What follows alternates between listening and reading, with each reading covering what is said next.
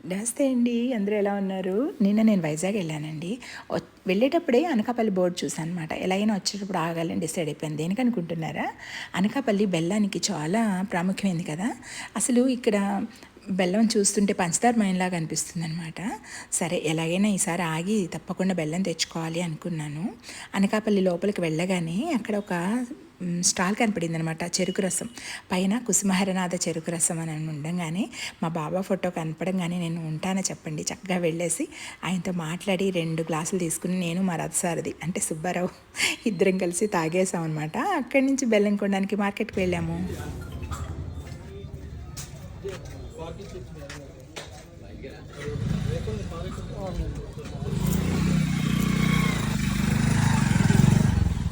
చింతపండు కూడా అమ్ముతారు.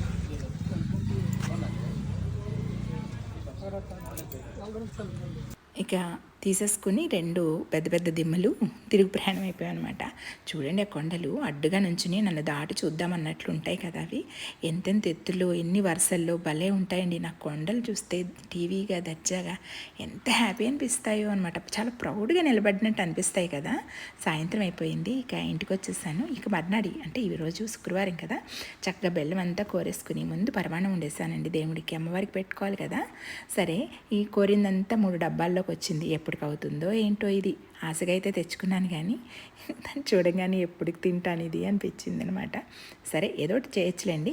చక్కగా ముందు చిన్న బెల్లం ముక్క దేవుడికి ముందు నైవేద్యం పెట్టుకుని దీపం వెలిగించేసుకుని పూజ అంతా ఫినిష్ చేసుకున్నాను. పైగా ఇవాళ శుక్రవారం కదా, చక్కగా దీపం వెలిగించుకుని అలాగే అమ్మవారికి ప్రసాదం వండుకొని పెట్టుకునేసరికి ఎంత హ్యాపీ అనిపిస్తుందోనండి. ఆ గుమ్మగుమ్మలతో పరమాణం ఎంత బాగుందో.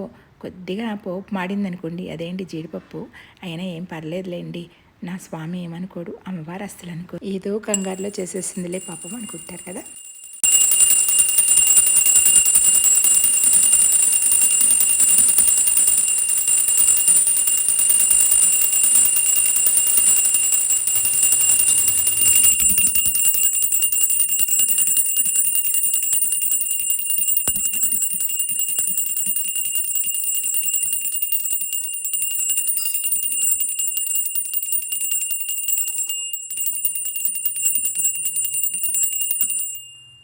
ఆ మార్కెట్లోనే గ్రీన్ బీన్స్ అలాగే బఠానీ పచ్చి బఠానీ దొరికాయి అనమాట.